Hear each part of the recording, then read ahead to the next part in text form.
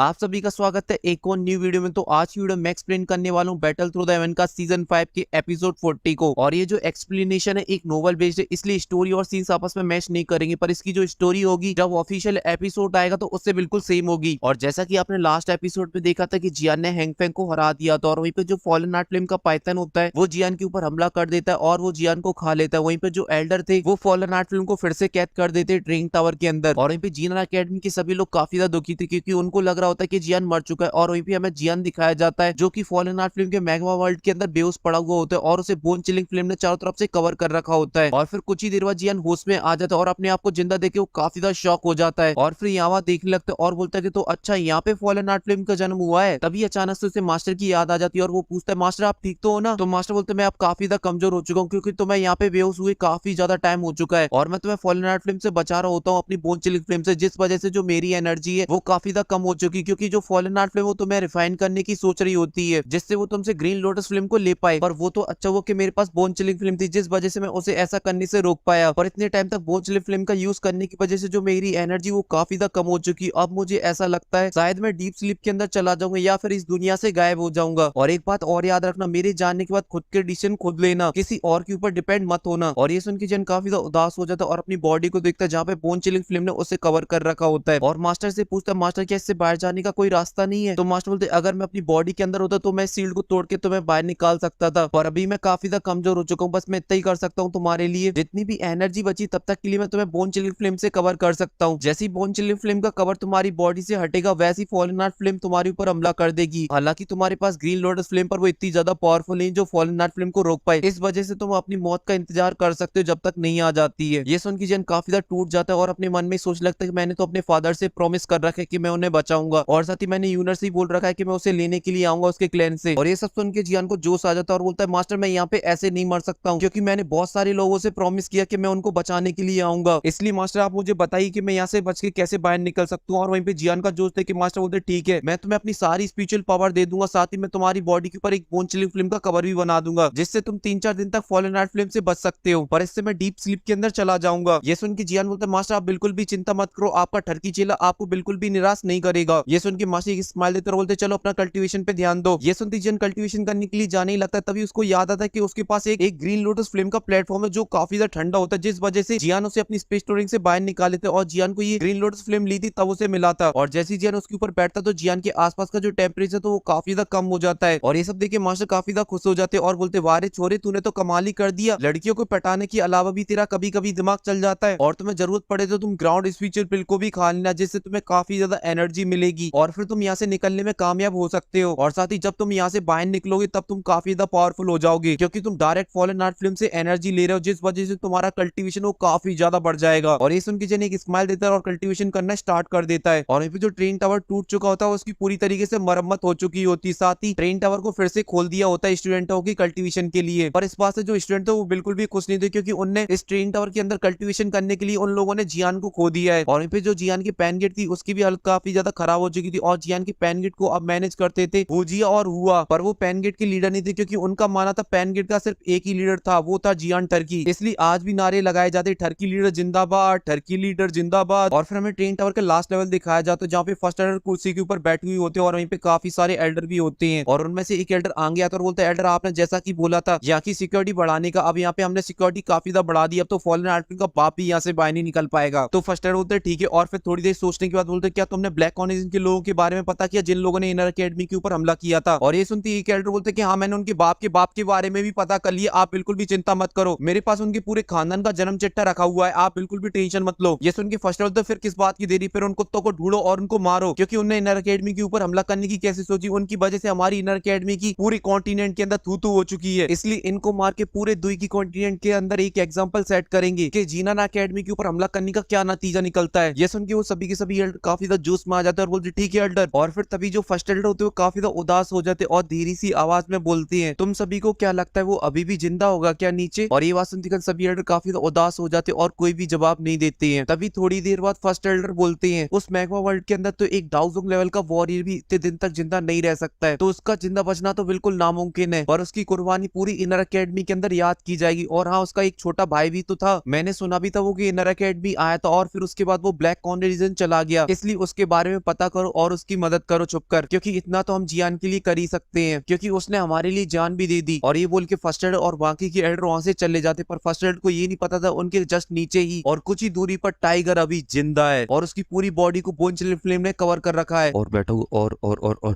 और बैठा हुआ फॉलन नाइट फ्लेम की मदद से कल्टीवेशन करने में लगा हुआ है, जिस वजह से उसका कल्टीवेशन काफी ज्यादा फास्ट है। और तभी जियान की बॉडी पर जो बोन चिलिंग फ्लेम का कवर बना हुआ था वो कमजोर पड़ने लगता है और मास्टर की आवाज आती है और मास्टर बोलते हैं, मेरे बेटे मेरी सारी एनर्जी अब खत्म हो चुकी है, अब मैं कुछ ही टाइम बाद डीप स्लीप के अंदर चला जाऊंगा, अब सब कुछ तुम्हें ही अकेले करना होगा, फॉलन नाइट फ्लेम को रिफाइन करके इस जगह से बाहर जाना। ये सब सुन के जियान भी अपनी आंखें खोल लेता है और मास्टर से बोलता है, मास्टर आप बिल्कुल भी चिंता मत करो, मैं यहाँ से सही सलामत बाहर निकलूंगा और मैं आपको भी डीप स्लीप से बाहर निकालूंगा। और वहीं पे मास्टर की आवाज आना बंद हो जाती और मास्टर डीप स्लीप के अंदर जाने लगते और उनकी सोल वहां से गायब होने लगती है। और वहीं पे जो फॉलन नाइट फ्लेम थी उसे भी पता चल जाता है कि जियान की बॉडी के ऊपर जो बोन चिलिंग फ्लेम का कवर था वो अभी कुछ ही टाइम बाद हट जाएगा, इस वजह से वो जियान के ऊपर हमला करने के लिए आगे बढ़ने लगती। तभी जियान बोन चिलिंग फ्लेम हटती खान अपनी बॉडी के ऊपर ग्रीन लोटस फ्लेम ले आता है, जिस वजह से जियान फॉलन नाइट फ्लेम से बच जाता है। और वहीं पे जियान को भी पता चल जाता है कि मास्टर डीप स्लीप के अंदर जा चुके हैं और मास्टर ने बची हुई सारी स्पिरिचुअल पावर जियान को दे दी थी, जिस वजह से जियान काफी ज्यादा पावरफुल हो चुका था। और वहीं पे जो फॉलन नाइट फ्लेम थी वो जियान के चारों तरफ घूमने लगती और जियान की बॉडी के अंदर घुसने का ट्राई करने लगती है, जिस वजह से जियान को काफी ज्यादा प्रॉब्लम होने लगती है, क्योंकि पहले तो जियान के पास बोन चिलिंग फ्लेम थी, जिस वजह से जियान को फॉलन नाइट फ्लेम की हीट इतनी ज्यादा महसूस नहीं हो रही थी। पर जो ग्रीन लोटस फ्लेम है वो काफी ज्यादा कमजोर है बोन चिलिंग फ्लेम के कंपैरिजन में, इस वजह से जियान को काफी ज्यादा हीट महसूस हो रही थी। तो जियान अपनी स्पेस स्टोरेज में से एक जेट की बोतल बाहर निकालता और उसके अंदर रखी हुई थी बहुत सारी रिकवरी पिल। तो जियान उन सभी रिकवरी पिल को एक ही बार में खा जाता, जिससे जियान की जो दुई की वो काफी जल्दी रिकवर हो। और वहीं पे जो जियान ने कपड़े पहन रखे थे वो फॉलन नाइट फ्लेम की गर्मी की वजह से वो सारे के सारे जल जाते और जियान हो जाते एकदम निर्वस्त्र। और जियान को काफी तेज दर्द हो रहा था और उसे ऐसा लग रहा था कि कपड़ों की तरह उसका भी स्वाहा हो जाएगा, क्योंकि जो फॉलन नाइट फ्लेम वो और भी ज्यादा खतरनाक हो चुकी थी और जियान के ऊपर कंटिन्यू हमला करने में लगी हुई थी। पर वो तो जियान के ऊपर ग्रीन लोटस फ्लेम थी, जिस वजह से जियान बचा हुआ था। पर जियान को ये भी भली भांति पता था कि फॉलन नाइट फ्लेम ने अपनी असली पावर का यूज नहीं किया, अगर वो अपनी असली पावर यूज करती है तो जियान कुछ ही सेकंड के अंदर जल के भस्म हो जाए, क्योंकि जो फॉलन नाइट फ्लेम वो काफी ज्यादा पावरफुल है। पर वो ऐसा कुछ इसलिए नहीं करती क्योंकि उसे जियान की बॉडी में से ग्रीन लोटस फ्लेम को चाहिए है, अगर वो जियान की बॉडी को राख बना देती तो जियान की बॉडी से भी ग्रीन लोटस फ्लेम भी गायब हो जाएगी। इसलिए फॉलन नाइट फ्लेम जियान को मारने की कोशिश नहीं कर रही, वो सिर्फ जियान को जख्मी कर रही है और साथ ही जियान की बॉडी को रिफाइन भी करती जा रही। और अगर जियान कुछ नहीं करता थोड़ी देर तक तो वो जियान को पूरी तरीके से रिफाइन कर लेगी और जियान की बॉडी में से ग्रीन लोटस फ्लेम को बाहर निकाल लेगी और फिर जियान का बचना बहुत ही ज्यादा मुश्किल है। तभी जियान को अपनी शोल्डर पे कुछ ठंडा ठंडा सा फील होता है, तो जियान उसी तरफ देखता तो उसे दिखाई देता है हैवी सॉइलिंग पाइथन, जिसे देखते ही जियान काफी ज्यादा खुश हो जाता है। पर जो हैवी सॉइलिंग पाइथन था वो बिल्कुल भी मूव नहीं कर रहा होता, क्योंकि वो क्वीन मेडुसा की सोल को सप्रेस करने की कोशिश कर रहा होता है और क्वीन मेडुसा बाहर आने का ट्राई कर रही होती है, इस वजह से दोनों के बीच में फाइट हो रही होती है और ऐसे ही कुछ देर तक चलता रहता है। तभी थोड़ी देर बाद हैवी सॉइलिंग पाइथन मूव करता है और जियान की ग्रीन लोटस फ्लेम की सीट से दूर चला जाता है और फिर हैवी सॉइलिंग पाइथन की बॉडी 7 कलर के अंदर चमकने लगती है और फिर एंट्री मारती है हम सभी के दिलों की रानी one and only queen Medusa.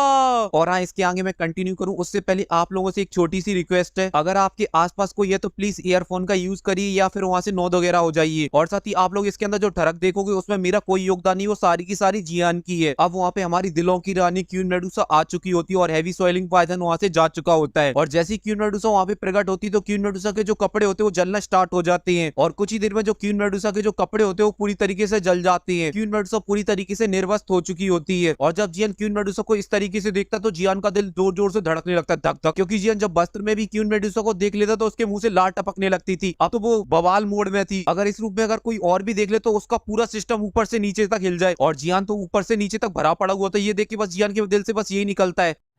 Oh God एक बार दिला दे। और फिर जियान थोड़ी देर बाद होश में आता है और अपने आप से बोलता है, साले जियान के ठरकी बच्चे अपनी औकात में आ जा, वो क्वीन मेडुसा अगर उसकी सटक गई ना वो पूरी फैमिली को मेरी मूली की तरह काट के रख देगी। और ये सब सोच के जियान को डर लगने लगता है, क्योंकि पिछली बार तो चलो मास्टर ने बचा लिया था, अब तो मास्टर भी नहीं है उसे बचाने के लिए, इसलिए उसको बचना बोले तो इम्पॉसिबल। और तभी वहाँ पे क्वीन मेडुसा को भी थोड़ा सा अजीब सा लगने लगता है और वो यहाँ वहाँ देखती है और उसे पता चल जाता है ये तो मैग्मा वर्ल्ड। तभी fallen night flame queen Medusa के ऊपर हमला कर देती है, तो क्वीन मेडुसा 7 कलर की लाइट से उस अटैक को डॉज कर देती है और बोलती है ये तो हेवनली फ्लेम है। और वहीं पे जियान क्वीन मेडुसा से बोला सॉरी क्वीन मेडुसा, मैं तो आपके बारे में भूल ही गया था। और फिर क्वीन मेडुसा जियान की तरफ देखती है तो जियान ने पूरी बॉडी को अपनी ग्रीन लोटस फ्लेम से कवर कर रखा होता है और इन पे जो जियान होता है वो काफी ज्यादा डर जाता है जब क्वीन मेडुसा उसे देखती है। पर तभी जियान की नजर फिर से क्वीन मेडुसा की बॉडी के ऊपर पड़ जाती है, जिसे देखते ही जियान फिर से ट्रक में घुस जाता है और उसका ऊपर से नीचे तक पूरा सिस्टम हिल जाता है और जियान की बॉडी के अंदर एक अलग तरीके की गर्मी जाग उठती है और जियान की नजर क्वीन मेडुसा की नेकेड बॉडी से बिल्कुल भी नहीं हट रही होती है। और जियान को पता था कि वो क्वीन मेडुसा और वो कितनी ज्यादा पावरफुल है, वो इस चीज के लिए जियान का सर धड़ से अलग कर सकती थी, पर जियान फिर भी अपनी नजरें क्वीन मेडुसा के निर्वस शरीर से अपनी नजरें नहीं हटा पा रहा होता है। और फिर क्वीन मेडुसा भी देख के समझ जाती कि जियान की ठरकी भरी नजरें कहाँ जा रही है, इसलिए क्वीन मेडुसा बोलते साले तुझे अपनी नजरों से और कुछ देखना है कि नहीं देखना है, अगर तूने घूरना बंद नहीं किया तो ये नजरें तेरी किसी और चीज को देखने लायक नहीं रहेंगी। और जब जियान क्वीन मेडुसा की धमकी सुनता है बेचारा बौखला जाता है और अपनी नजर दूसरी साइड कर लेता है और फिर क्वीन मेडुसा अपनी 7 कलर की लाइट का यूज करती है और अपनी बॉडी के ऊपर फिर से कपड़े ले आती है। अब क्वीन मेडुसा की बॉडी के ऊपर फिर से कपड़े आ चुके होते हैं और फिर वो जियान से पूछती है बताओगे जरा कि अपन दोनों कहाँ पर है अभी। तो जियान क्वीन मेडुसा को सब कुछ डिटेल में बता देता है कि वो कहाँ पर है और सब कुछ सुनने के बाद क्वीन मेडुसा काफी तेज गुस्से में आ जाती है और वो सोचने लगती है कि जियान को पहले क्यों नहीं मार दिया मैंने, इस साले ठरकी ने मैग्मा वर्ल्ड के अंदर मुझे फंसा दिया। और क्वीन मेडुसा का टेम्परेचर बढ़ते देख जियान समझ जाता है कि मामला गड़बड़ाने वाला है, इसलिए वो बोलता है देखो मेरी प्यारी क्वीन मेडुसा लड़ने का यहाँ पे कोई भी फायदा नहीं, क्यों ना अपन लोग हाथ मिला लेते हैं और मिलकर फॉरेन आर्ट फिल्म का सामना करते हैं और यहाँ से बच के निकलते हैं। पर जो क्वीन मेडुसा होती है वो जियान की बातों का कोई भी रिप्लाई नहीं देती है, वो टोटली जियान को इग्नोर कर देती है क्योंकि उसे भी पता है कि साला ये कुछ और ही मिलाने की कोशिश करने वाला है, इसके इरादे कुछ नेक नहीं लग रहे। और इसी के साथ ये अधूरा एपिसोड यहीं पे खत्म हो जाता है और इसके आगे एक छोटा सा एपिसोड आएगा, पर वो मेरे मेन चैनल पे आएगा क्यूट लव फेरीलैंड के ऊपर। पर उसके लिए आप लोगों को एक छोटा सा टारगेट कराना होगा, इस वीडियो पे करा दीजिए 15 के लाइक और 1.5 के कमेंट। और आप लोगों ने अभी तक जो कुछ देखा है वो तो सब कुछ ट्रेलर है, पूरी पिक्चर तो अभी बाकी है क्योंकि जियान को मिलेगा एक गोल्डन चांस क्वीन मेडुसा के साथ अपनी ठरकपंथी को दूर करने का, जिसका जियान भरपूर फायदा उठाएगा। और सभी वीडियो को देखने के लिए कर लीजिए चैनल को सब्सक्राइब क्योंकि आगे के एपिसोड बहुत ज्यादा खतरनाक होने वाले हैं, इसलिए कर लीजिए, टोटली फ्री है ये तो। और मैं मिलता हूँ आपसे नेक्स्ट वीडियो में,